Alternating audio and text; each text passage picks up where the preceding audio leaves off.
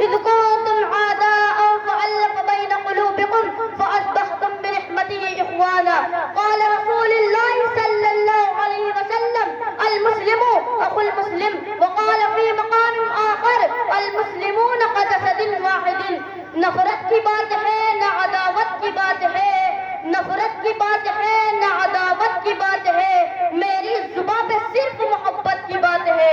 اس دور انتشار میں آپس کی دشمنی، اس دور انتشار میں آپس کی دشمنی، سوچو جو اور سے تو قیامت کی بات ہے. دیوار نفرتوں کی گراوٹ بات ہے، انسان کا شعور جگاوٹ بات ہے.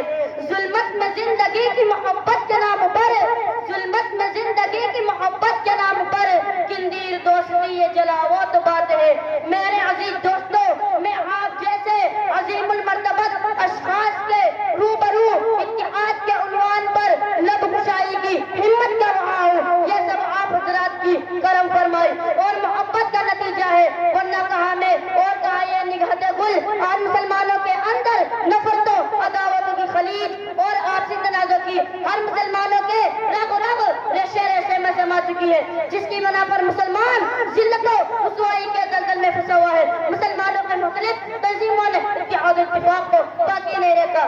کوئی اپنے آپ کو سنی کہتا ہے، کوئی اپنے آپ کو شیعہ کہتا ہے، کوئی اپنے آپ کو مودودی کہتا ہے، کوئی اپنے آپ کو بریلوی کہتا ہے، کوئی اپنے آپ کو دیوبندی کہتا ہے. مسلمانوں کی مختلف تنظیموں نے آپسی اتحاد و اتفاق کو باقی نہیں رکھا. یہ سب کیوں ہو رہا ہے؟ اس کی وجہ کیا ہے؟ صرف ایک بنیاد ایسی ہے، وہ بنیاد قرآن و حدیث ہے. قرآن پر شیعہ، سنی، بریلوی، مودودی، دیوبندی اور تمام تنظیمیں ایمان رکھتی ہیں. قرآن کی فریاد سننے کے لیے تمام جماعتیں اور تمام تنظیمیں ایک پلیٹ فارم پر آ سکتی ہیں، سب متحد ہو سکتی ہیں. وہ بنیاد قرآن و حدیث ہے. برادران ملت، نفرت و خلیج کو دور کیا جا سکتا ہے، عداوت کی دیوار کو منہدم کیا جا سکتا ہے. شرط یہ ہے کہ ہم قرآن کے لفظوں کو سننے والا ہوں. ہم مسلمان ہیں، قرآن پر ہمارا ایمان ہے، احکام پر بھی ایمان ہے، رہبر ہمارا قرآن ہے، ہادی رسول کا فرمان ہے، جس پر سب کچھ قربان ہے. تو آئیے قرآن کا فرمان سنیے، رسول کا فرمان سنیے اور اپنی زندگی سے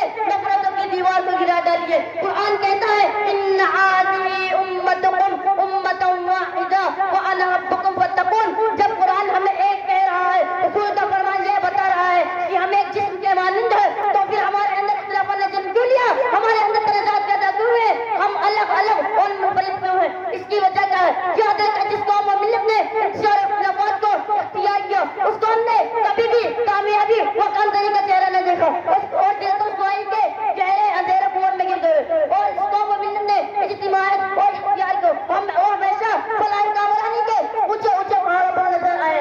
شریعت اسلامی نے اتحاد اتفاق کو پسند کیا، اختلافات کو دور رکھنا پسند کرتی ہے. اسلام آپسی محبت کو چاہتا ہے، لیکن آج شریعت اسلامی نے آپسی میں کچھ کا کچھ بنا دیا. سینکڑوں تولیے اور جماعتیں آپسی میں بنی، اس ملت کی ایک کیسے جدتی بنی. کہہ رہا ہے ہدایت تو کیا بنا سکتے؟ خود آپ ہم نے اختلافات کی دنیا آباد کر کے دل میں متفرق ہو کے ایک دوسرے کے مقابلے میں سب کھڑا ہو گئے. اللہ تعالیٰ سے دعا ہے کہ ہمیں قرآن و احادیث کو تحت عمل بنانے کی توفیق دے اور اتحاد و اتفاق کو وحدت جیسے نعمتوں نوازے.